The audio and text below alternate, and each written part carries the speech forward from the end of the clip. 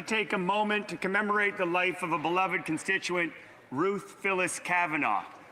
Ruth devoted her life to serving her community. She was a founding member of Fredericton's Transition House in 1980, the province's first shelter for abused women and children. She later took on the important role of coordinator at the Oromocto and Area Food Bank. Under her leadership, the food bank expanded to include clothing and furniture, recognizing that nourishment comes in many forms: warm meals, warm coats, and a place to sit with dignity.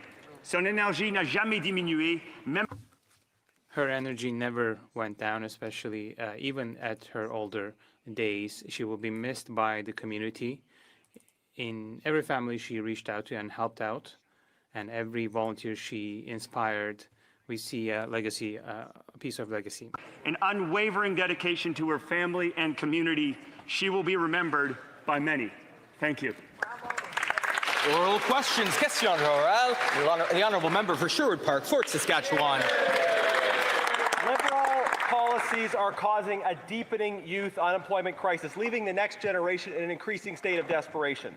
Today's unemployment numbers show a further spike in youth unemployment, now up to 14.7% and approaching 500,000 unemployed Canadian youth. Youth unemployment was already at recession levels before these further increases. Liberals promise change, but their broken promises are pushing yet more young people out of work. Do they understand that these unemployment numbers aren't just hurting youth today, but are setting them up for more struggle and pain throughout their lives? The Honourable Parliamentary Secretary, the Secretary of State for Youth.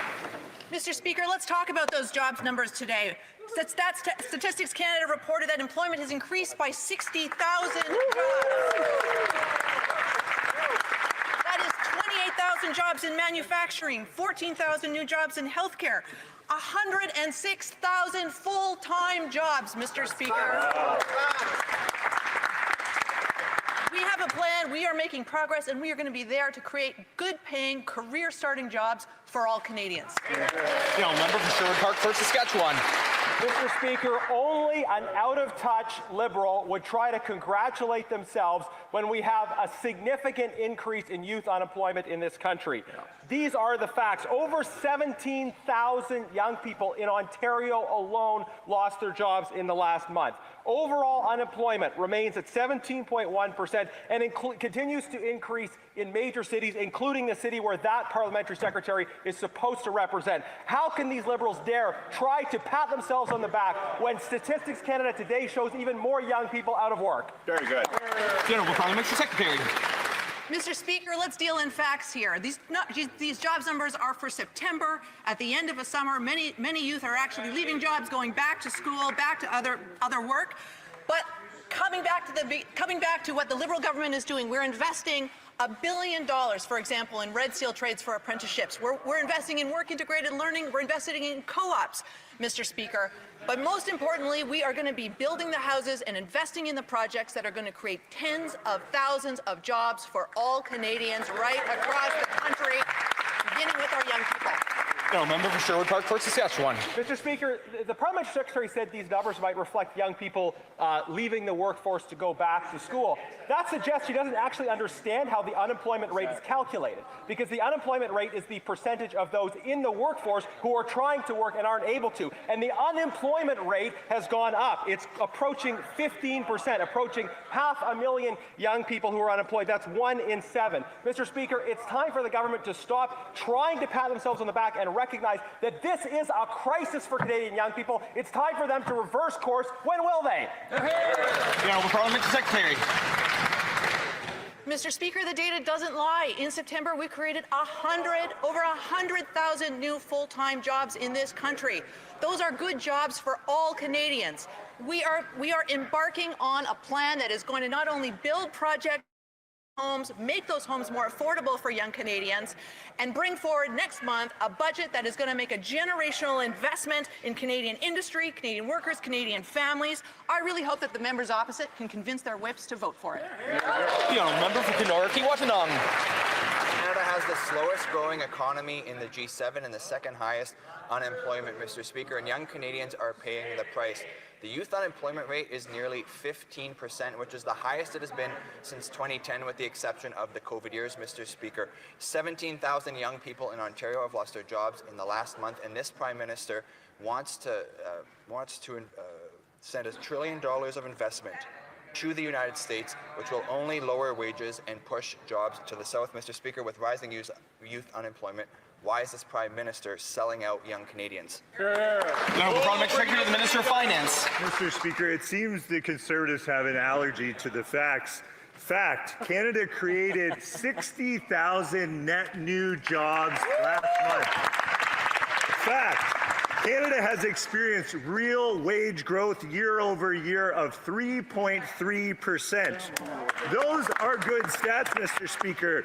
These are the economic fundamentals that will allow Budget 2025 to make a generational investment in our economy. I'd offer the Conservatives a Benadryl, but maybe they could just accept the truth for once. The Honourable Member for Côte-du-Sud-Rivière-du-Kataskamekw-Témiscouata. Mr. Speaker, Canada is still seeing the slowest economic growth in the G7 and the second highest unemployment rate. And today, things aren't getting any better. Unemployment has ticked up to 17%, despite all the promises of the Liberals. Cherry on top, the government is now promising to fork over $1 trillion to the United States. Why is the Prime Minister sacrificing our workers to help out the Americans? The Honourable Minister of Public Works. Thank you, Mr. Speaker. It's always interesting to hear Conservatives repeat the same talking points that their leader writes for them, but the facts don't lie. Statistics Canada has just noted 106 new full-time jobs in September alone. This proves that the government is serious. We have a serious plan to grow the Canadian economy, unite the Canadian economy, and invest in Canada. The Honourable Member. It's all very well and good to clap your hands, but the reality is that jobs are disappearing in Canada, including in rural areas. People are struggling to pay their bills. Now, the Prime Minister is promising to invest $1 trillion in the United States instead of helping out Canadian workers. Why is the Prime Minister creating jobs in the States instead of in Canada? The Honourable Minister. Mr. Speaker, it's fascinating for anyone watching question period to witness the lack of understanding on the part of the Conservatives. Sure, their leader likes writing them little quips and slogans, but on this side of the House, we are working to unite the Canadian economy, invest in our young people so that they have good jobs, invest in housing, build our country. And just today, Statistics Canada announced 106,000 jobs created in September alone. The Honourable Member. Mr. Speaker, the conflict with Donald Trump is far from over, yet Ottawa is already leaving our workers behind. On October 11th, Ottawa will be cutting its emergency EI access measures. It will change the unemployment rate beyond which more workers will be able to qualify. It will also begin discriminating between the various classes of workers, to the detriment of seasonal workers, contract workers, and more besides. Yesterday, all of Quebec's central labour bodies told the Liberals to back off. Will they listen to unions and continue to protect our workers? The Honourable Parliamentary Secretary. Mr. Speaker, we support the retirement security of healthcare workers. We are also investing in training and unions. We are building major projects. We are creating tens and thousands of quality jobs across the country for workers. Our government will continue to support unions and unionized workers. The Honourable Member for Côte Nord, Kawawa-Shikamash-Natasanen. Mr. Speaker, the same Prime Minister that came back from Washington empty-handed cannot now abandon workers as though the trade war was over. All of Quebec's central labour bodies are asking Ottawa to keep up its emergency employment insurance access measures.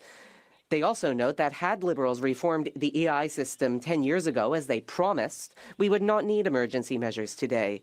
Our workers deserve a trustworthy framework, but at least in the short term, will Ottawa back off from its October 11th cuts? The Honourable Parliamentary Secretary. workers right across the board and in making EI easier to access. In addition to that, we're investing in all sorts of union training and skilled trades, building major projects in new homes, and creating tens of thousands of good jobs right across the country. Our government's going to continue to stand with workers, make sure that they have access to the programs that are going to support them through these volatile times. I hope the members are on board with that. The Honourable Member for Beauharnois-Celeberry, Soulange Huntingdon. Mr. Speaker, clearance rack drivers constitute a public danger. Sure, Ottawa is tightening up tax laws apply to trucking businesses. We agree with that. It's a good first step. But one step is not enough when people are dying on our roads, and Quebec is launching a public inquiry. Temporary immigrants should not be allowed to incorporate. Traffic officers should be better equipped. There should be automatic audits. And that's just the beginning. When will Ottawa finally use all the powers at its disposal to end this trend of clearance rack drivers? The Honourable Parliamentary Secretary. Thank you, Mr. Speaker. As my colleague across the way knows, licensing is up to the provinces. So it's up to provinces to impose measures. We believe in standing by drivers and truckers who deserve good wages. We will expect the laws to be respected. Over 1,000 inspections and awareness activities have been carried out since 2023. Our priority is to ensure safety on the roads. Lethbridge. Here's what we know. We know that every dollar that this Prime Minister spends, it drives up inflation, which increases the cost of living for Canadians. He said he'd be judged by the prices at the grocery store. Well, the report card is in, and it's a big F, failure. I'm talking about Susie in my riding. She's a senior and she's finding it difficult to be able to afford both rent and groceries. She's worked hard her entire life to make a go of it, and she's been rather successful until now. Now she's in this position where she's actually having to choose to skip meals in order to be able to pay her rent. That's not right. We live in Canada. It's the richest country, one of the richest countries in the world. Why is it that under this government, people like Susie are struggling so much? The Honourable Parliamentary Secretary, the Minister of Finance. I have good news for Susie and that member's riding, and good news for all Canadians. This morning, our Prime Minister announced a package of more affordability measures, including an extension and making a permanence of the National School Food Program, which is great news for all Canadians. This is a program that feeds 400,000 more kids per year. I know the member opposite has voted against this program in the past, but I can't understand how she can stand up here and try to lecture the Liberal Party on standing up for Canadians on affordability.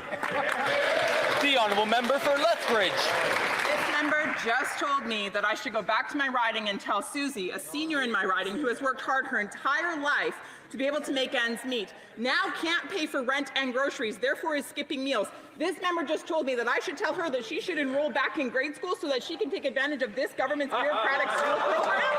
That's what this member just told me. Is he for real? Is he for real? If this is the definition of success, I'd hate to see the definition of failure. The Honourable Parliamentary Secretary to the Minister of Finance. Order. I'm happy to clarify to the member opposite, there's a package of 3 affordability measures, and one includes automatic tax filing, which will help millions of Canadians, including seniors, to access benefits to which they're entitled. That's thousands of dollars for many Canadians, including the Canada Child Benefit, the GST rebate, the disability benefit, and many other benefits that Canadians will be able to take advantage of because of this government's actions. Automatic tax filing will make it easier for Canadians all across this country to access the benefits. The Honourable Member for Cambridge. Mr. Speaker, the Prime Minister said Canadians should judge him by the cost at the grocery store. Well, they have, and he's failed. In Cambridge, the food bank saw over 23,000 visits last year, a 114% increase. One-third of those visits were children and youth, and 43% were first-time users, families who's never used the food bank before, now lining up for food. Even people with jobs can't afford groceries because the Prime Minister continues to take their lunch money to wine and dine abroad. If this is what success looks like to the Prime Minister, what does failure look like? The Honourable Parliamentary Secretary. Wow! In addition to 60,000 net new jobs added to the Canadian economy, we've now announced more affordability measures for Canadians that will put money in their pockets. A national school food program made permanent in perpetuity will benefit Canadians to the tune of $800 per year. That's helping put food in hungry bellies of kids all across Canada. I can't understand how the Conservative Party can try to lecture us about food bank lineups and then stand up and vote over and over in this House against feeding hungry children. Gentleman member for Cambridge. Mr. Speaker, that wasn't an answer. This government took food off Canadian tables, then built a bureaucracy to take credit for giving some of the crumbs back. They talk about all these programs, but if they were working, then a third of the people using food banks in Cambridge wouldn't be children. In my community, I've met parents who are working full-time, still skipping meals so their kids can eat. They're not failing, they're being failed. So on their behalf, I'll ask, why is it no longer a guarantee that a full-time job will put food on the table for families? No, Parliamentary Secretary.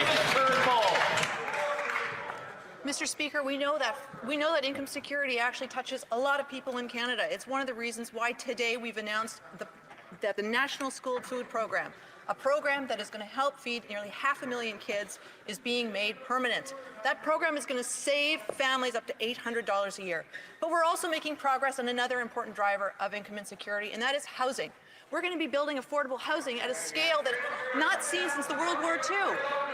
If the member opposite cares about affordability for families, then they need to get on board and help us build the housing, bring down the rent, bring down the costs. That will help. The honourable member for York Centre. Just before the Prime Minister left Brookfield, he made sure that Brookfield headquarters left for the United States. The Prime Minister loves creating jobs in the United States. That's why youth unemployment rose in September to 14.7%. In Ontario alone, 17,000 young people lost their jobs. In fact, youth employment rate is sitting at a level not seen since 1999, with brief exception for the pandemic. But with young people unable to find work, the Prime Minister wants to send $1 trillion of investment to the United States. Why? The Honourable Parliamentary Secretary. Mr. Speaker, Statistics Canada this morning told Canadians that last month, this new government created over 100,000 new full-time jobs. That's an achievement. That is progress. This government is committed to building a strong Canadian economy, the strongest one in the G7. That involves creating major projects, building affordable housing. These are plans that are going to help employ tens of thousands of people and create career-starting jobs for all Canadians. At the same time, we're investing in apprenticeships and we're investing in co-ops. Why won't the members opposite vote in favour of these plans? The member for York Centre. Tell that to the 15% of young people in Toronto who can't find a job.